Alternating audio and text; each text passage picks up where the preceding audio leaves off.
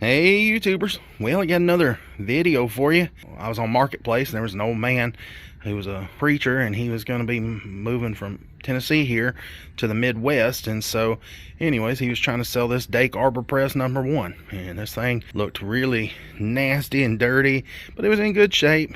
You know, I love that kind of thing. I want to take a piece of history like this from the 40s or 50s and, you know, make it new again. And that's what I've done here. I've taken and I've cleaned it up really nice, painted it, put the letters back on there in the white, and I'm fixing to do some assembly, and I'm just gonna show you what all I done to it in case you're interested in it too. Now, the way that I cleaned it was I took and I washed it out in the yard several times with some degreaser, let it sit, I'd scrub it, let it sit, rinse it off, really degrease this thing good.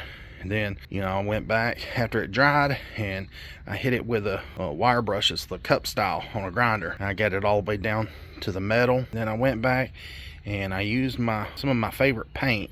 And the paint that I was using is this Rust-Oleum hammered. And I know you're gonna say, oh, that's not good enough paint, that's just Rust-Oleum, you can buy it at Walmart. Yep, it is. And it is just Walmart paint. Over 10 years ago, I painted this chair and all the outdoor furniture that went with it, and you can see that it has withstood over 10 years of abuse here in Tennessee, and the sun beating down on it. And even before I moved here, I was in North Georgia, and you know, it still held up just fine. So that's what I use, that's what I like to use, and it really does harden up, and it does you know, self-level. So you know, you don't have to really worry about runs unless you're just crazy with it. It does a good job laying down flat. They're probably about $10 a can. I picked this up at a discount store for $3. So yep, you can be thrifty and be smart and find deals. Go for it. Now, before I put the paint on there, I did use some self-etching primer. If you're not familiar with it, it's just a primer that helps keep that rust from coming back. It's a good primer to bite into that cast iron, and then once it bites in there, it lays a good surface for that paint to stick to as well. Let's say you don't want to put paint on this. You don't have to. You can clean this down and have it sandblasted, and then you could take and rub a product on it called shark hide. And you know, like I said, you can put this on the bare metal and it'll leave it with a natural look, unless you scratch it. If you scratch it, then you're gonna need to reapply it. And so I thought, well, I'll paint the outer frame and then I'll leave this bare metal and apply shark hide to it. But then I took and I applied some shark hide to anywhere where there was bare metal. I just went and put shark hide on it. I was told you could even put it over the paint as well, but I didn't, just because I didn't want there to be any kind of reaction. I don't know that for a fact. I was told that you might be able to put it on the paint and just test it. And so anyways, that's where we're at. And then the little plate right here, I put shark hide on it, and it has protected it, and it's been sitting outside and it hadn't rusted. Now I cleaned it up one other time, left it outside, and that thing flash rusted in no time. So the shark hide stuff really does work, and it does a great job. Now, if you're wondering, well, how did you get the gears looking brand new? Well, I cleaned those up with a wire wheel and a file. I went down through there and I cleaned every one of the teeth, and I got any kind of corrosion, any kind of, you know, little rough burrs, I cleaned them off. Once I got it cleaned all the way down to the bare metal, then I took some of this birchwood Casey super blue. You don't need a bottle that big of the super blue, you just need a little tiny bit. And just remember, whenever you're using the gun blue and stuff, put it in a separate container, because you know, you don't want to double dip into that container or it'll ruin it. And so you can see how all the hardware, the gears, this over here, even all the hardware, I refinished all the hardware, put a bluing on it. You can see the finish there on the washer, and this is the way that it was from the factory, the best that I can tell from the pictures. And so anyways, now this little paddle screw, I left it natural. I just put it in the tumbler and cleaned it up a little bit, rubbed a little shark hide on it, and it should be good to go. Now, if you're wondering how in the heck did you ever get that handle so shiny, and the way that I got that thing so shiny was I knew that I was going to be making a video on some buffing pads and some rouge that one of these little companies sent me off of Amazon. And so the night before I made the video, I thought, well, I'm gonna go ahead and polish it up. And I started it like well, I had some real bad nicks in it, and I took them out with some 80 grit on a flap disc and got rid of the burrs that were real deep. And then I went back with like a 240 sandpaper. Then I went to a 400, 600, 800, all the way up to 2000. And I know that's overkill, but I know I'm stupid sometimes and get it in my head that it has to be absolutely perfect. And so anyways, I thought, well, let's go ahead and polish this thing out. And then I put shark hide on it to protect it and keep it looking pretty, because it's not chrome, it's just steel. And so, over time I'm sure to get dirty again, but oh well. Now, if you're wondering, what's these rubber bumpers here on the bottom of the handle there, well, that's to keep it from slamming down on the side of this right here. And so how when you're using the lever, you'll let this slide through there and get to the other side where you can get more leverage on it. Well, I didn't want that slamming in there, and so I thought, well, I better take and put me some rubber down there in the bottom of it to keep it from slamming. So what I used was these right here. These are water hose washers. And I know you're gonna say, well, those ain't very strong. Yeah, they are. They really are. I got these from Walmart for about $1. Come with a pack. And I'm gonna put 2 on this end, and then when I assemble it, I'm gonna put the other 2 on this end, and I'll put the little ring on there. And so that'll keep it from slamming, and just protect it. Gotta keep this thing looking good. I'm still gonna use it though. I'm gonna still put this thing to work. It's amazing that this thing was made in the 40s, and some of you guys might be able to tell. This one here that's the original plate. If you're a DAKE Arbor Press aficionado, please let me know in the comments. Please, I'd love to know what year this thing was made in.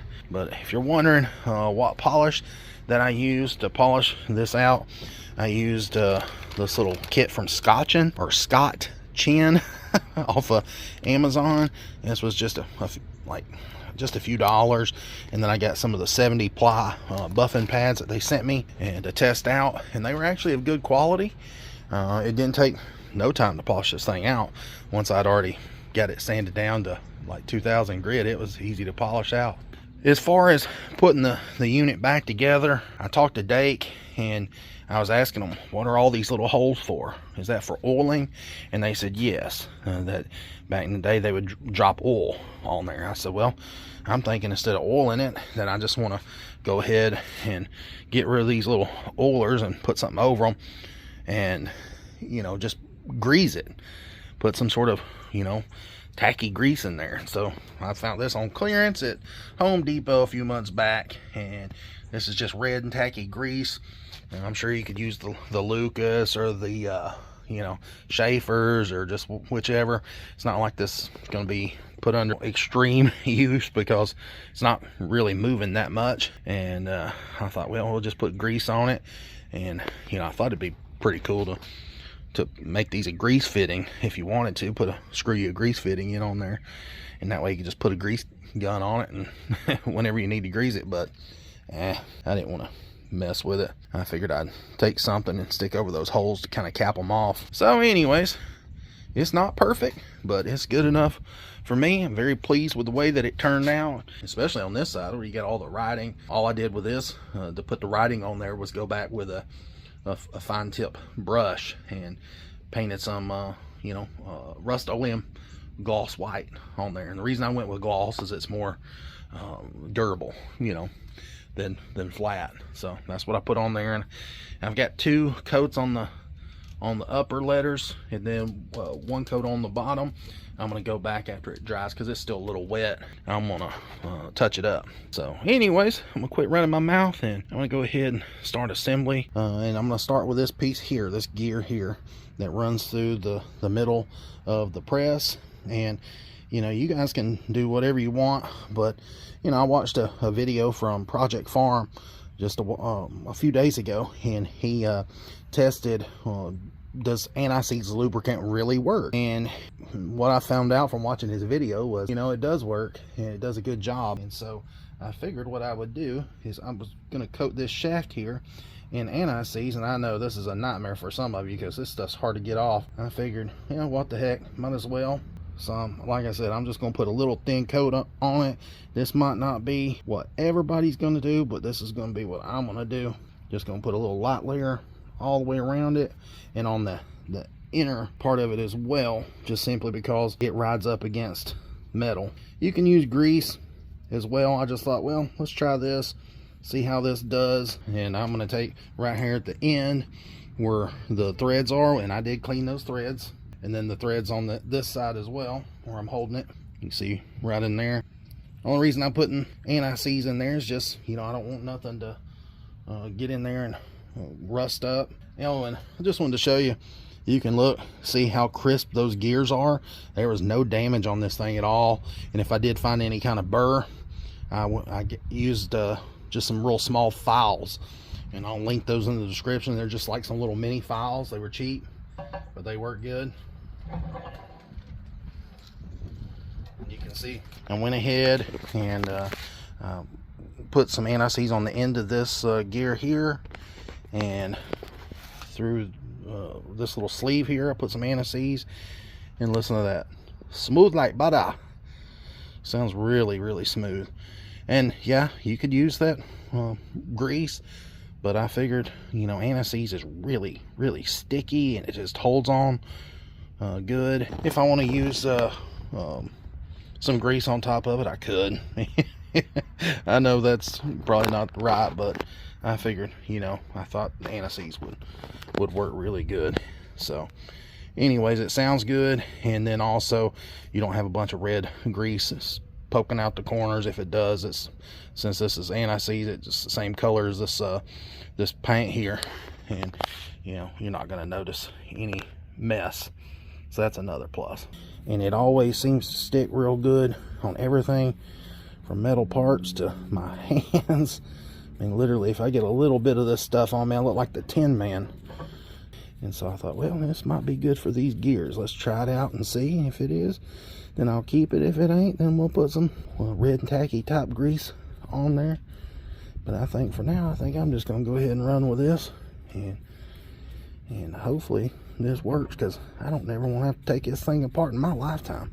Went ahead, put that anti-seize in there. And, you know, another reason why I went ahead and did the anti-seize is because, like I said, I didn't want to be dripping oil in those holes all the time, and I figured this anti-seize would, you know, really stick. And you can already see when I pull it out, you can see that it really sticks to that metal, and I can feel it gliding right in there. So, you know, it's buttery smooth. And so I went ahead and packed the gear full of anti-seize over there, and then the gears are full right in there. And you know, one thing I want to point out is you've got a little set screw right here, and you'll use an Allen key to loosen that. And then you'll notice on the inside there is a spring, and on the edge of that spring is there's supposed to be like a little piece of metal. It's like a, what they call a tinner's rivet or something like that. You could go to, you know, Ace or somewhere like that, pick up one of the little rivets that fit on the end of that spring, and what that does is it keeps pressure on this, you know, keep it from just falling and down so easy. Now, I lost mine. Don't ask me how. I remember something shooting out and I couldn't find it to save my life. So I thought, well, my first thought was, I think a 22 shell casing would probably fit inside that spring, but I didn't have any laying around. And so I thought, well, let's put a rivet on there, and that'll be nice and soft, and that'll, you know, keep from damaging the metal. Or, you know, like I said, you can put that 22 shell casing in there, might work, I don't know. But anyways, I was just gonna take and stick it in there like this, if it'll work. This is just a rivet that I pulled apart. I pulled the little pin out of the middle of it, as you can see right there, and just used the piece here, and so it'll fit inside that spring. And well, I just hope that it's thin enough to rest up against and give enough room for this little gear area in there. If not, I can grind it down. You can see it's got a little bit of thickness to it, so I could grind it down some, and I'll try my best to make it work. I just didn't want to have to buy one if I could just use something I've already got. All right, so next you've got this little area right in here, and that's where your I believe it's a ram plate, that's what they call it, mounts up. But behind that ram plate you've got some shims, and I don't know what they're made out of. I believe it's just paper, but these are the originals out of this press. I was very careful when I disassembled it, and you can see that they're still in good shape even after all these years. They're a little dirty, and I probably shouldn't be a cheap bastard, and I should probably replace these, but I thought, well, let's just try these, and if for some reason they give me any problems and don't shim it to the correct spacing, then I can, you know, always just order some more, because they do sell these. You can message Dake and they'll tell you which ones you need for which press they offer. You can get these. They're only a couple dollars, so don't cry if you do have to buy them. But I just wanted to show that mine were in good shape. Here's the ram cap, and then these little spacers fit just like that. And there was 2 on each side, so 4 on this one, so that's what we're gonna go with. But before I go ahead and put that all together, just wanted to show you, this is that plate, and you can see it's got all the notching for pressing out different stuff, bearings and just whatever you want to press out. But like I said, I wiped this all down with that shark hide, and I'm gonna go ahead and install it. Now I could have, you know, took this to somewhere and had it machined, you know, got some of the booger places out of it where people have pressed stuff, but you know, there's no need. It's just going to get those marks right back in there. And you know, like I said, I'm going to use this. This is just not going to be some powder puff machine that never gets used. You know, I'm going to actually use it. Well, the guy that had it, like I said, he was a preacher, and he said the guy that had it before him pressed out wash machine bearings and bushings and all kinds of stuff, and he said it was under light work. Now, before I put that gear in there, I forgot I need to take this flat washer and this bolt that I refinished, and I'm gonna put it over the end right in here. So you can see that right there. I went ahead and just loosely fitted this flat washer and bolt to the end of that gear, and you can see that it moves nice and free. All right, so I went ahead and greased the sides right here with anti-seize, and the back, because this gear, if you look at it, you know, it's going to be riding on all the sides.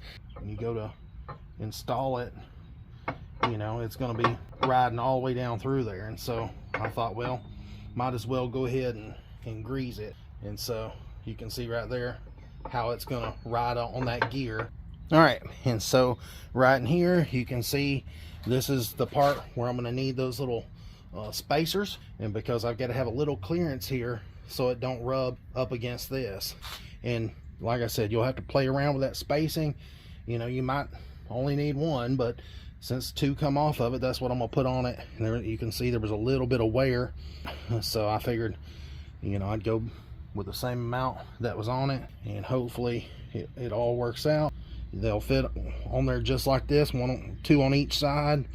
And then again, I am going to take and put some anti-seize right in here, so that way, you know, it's not riding up against this ram plate dry. You know, it has some sort of lubrication on that. All right, and so you can see I've got all the bolts in there. They've all got the anti-seize on them. Right here, just finger tight, you can see that it rides nice and smooth up and down on that gear. Now we're back over to this side, and you can see that little set screw right in there. That's the one that I'm gonna need to tighten up. and that's the one that that rivet rides on and puts a little pressure on this gear from being able to slide down so easy. And so we're gonna tighten this up some, and I'm just doing it as a test fit. This is not the final, you know, tightness or anything. I'm just checking it to see what's going to be the best for it, and just play around with it. You can see right there that it's not dropping very fast, and so that's just with the ram cap finger tight. I hadn't even snugged them down yet, but you can see that everything is fitting in there just perfect. Look at that. Yeah, it must be the right amount of preload on the side of that ram, because it's not just falling down and you know, slapping the bottom of the table there. It's actually got some restriction to it. And yeah, it looks like it worked, because right there you can see the little scratch in the anti-seize. You can see there's a little area where it slid down through there. Well, that's where that rivet is touching, and so it's applying just enough pressure to keep this thing from falling. So that's exactly what I wanted, so I'm very happy that that turned out. So next we're gonna go ahead and, like I said, we're gonna snug these down. We're gonna do like a little cross pattern.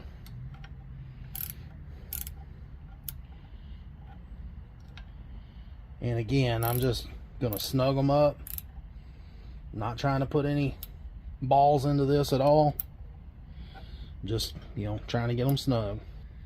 So there we go. Seems like that moves nice and free. There's not a lot of friction, and yeah, that feels really smooth. All right, so next is probably gonna be one of my more favorite parts. We're gonna go ahead and put the screw in right here. Probably do need a little dab anti-seize on the end of it. I know you guys are tired of me saying anti-seize. Just gonna put a little dab, and what this does is this puts a little tension on the bar that I polished here, a little handle. And like I said, this is probably gonna be my favorite part. And so you can see I'm gonna slide it in from the top, and oh, doesn't she look beautiful? Oh my goodness, didn't that just finish it off? The final step is to put this little ring on the end of this bar, and I'll go ahead and tell you, it's a pain in the ass to get it off, and it's a pain in the ass to get it on. So I'm gonna wait till my girlfriend gets home to help me get it installed. But I just wanted you guys to see. Look at that, look at that, look at that. And you can see right in here, I use those water hose O-rings, and look at that. When it goes to bottom out, it's not going to bang on it. And then I'm going to put some on the other end, and it'll just keep it looking nice and new. So that's pretty much all that I can really do for it. It's already finished and completed, and man, it makes me feel good knowing that, you know, I took something that somebody used a really long time ago in the 40s, 50s, and turn around and give it some new life. So, you know, everybody's got what makes them happy, and this is one of those things that makes me happy. And get out there and find something like this and restore it. And you ain't got to have all the fancy tools and shit. I mean, literally, I just took a wire wheel, ground it down, spent a lot of time, you know, cleaning it up and getting it cleaned, and then I prepped it with lacquer thinner. After I degreased it, rubbed it and got it down to metal, prepped it with lacquer thinner, and put that self-etching primer on it, and then painted it with the Rust-Oleum hammered. And guys, you can see that it turned out really nice. All right, so here's a close-up. You can see right there where it's polished.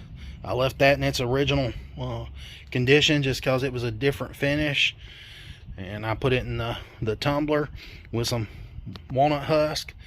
And then I'll show you the video coming up here shortly where I polish this out with a Scotch and rouge and polish compound, and I use their 70 ply buffers They're really cheap, guys. You can get all this stuff for around 20 bucks to polish that handle, and it turned out great, you know. And like I said, I went back and rubbed everything down that I polished with a shark hide, and then I used the birchwood Casey bluing on all the gears, and that's why that they look nice and black. Anyways, after I put the super blue on there, then it wasn't quite dark enough for me, so I went back and I rubbed a little bit of this shark hide over top of the bluing, and it worked great. I actually contacted the owner of Shark Hide and asked him, could you use it over bluing? And he said that he had people use it with no problem, but he said to test a small, you know, area to make sure that it would work with the bluing that I had. So it did. It actually gave it a little bit darker of a blue, and very, very impressed with it. And you can see it did a good job. So yeah, that's all I cared about. And then as far as the plate down here, I just cleaned it up and got it to, you know, raw metal. And then I took and put some of the shark hide again on it. And this stuff's amazing. Been using it for years, and it just seems to work. Now, the only way that this stuff will come off really is if you scratch it off. And there's no thickness to it. I mean, it's not like a paint where you can, you know, have it where it builds up a layer. If it does, it's like so fine you can't see it. And so I thought, well, we'll try it out on this. Now, when I spoke to the owner, he said, you know, I could have took this thing and sandblasted the cast iron and just rubbed it down with a shark hide, and he said it looked like just bare cast, which you know, that's beautiful. You know, this would be a nice showpiece if you wanted to do that as well. Just leave it just cast. But you know, I like this aluminum color with the white lettering. I think it looks really classy, and yeah, I think that's, you know, if somebody was looking at this in 1940, I think they would be impressed with the way that it looks now. I think it did a good job on it. And you know, it's amazing. You don't see stuff like this hardly anymore, and so, you know, it just tickles me to death to see USA written on the side there in big letters. They're proud of it. So anyways, now if you're wondering what am I going to use this for, well, I plan on, you know, pressing out bushings. It's nice to have around the house if you need to press out a bushing or bearing, you know, work on your own vehicles and, you know, press in your own bushings and stuff. It can save you quite a bit of money rather than having to take it somewhere and have somebody else charge you to do it. You know, I only paid $150 for this press, so, and it was complete and in great shape. You know, it just needed to be refinished. And so now I've got a press, you know, that's worth probably, you know, $700-800 or more. But I think new, they still make them. I think they're around $1,200-1,300. And so I've been seeing them on Marketplace all day long, you know, in crappy shape for $700.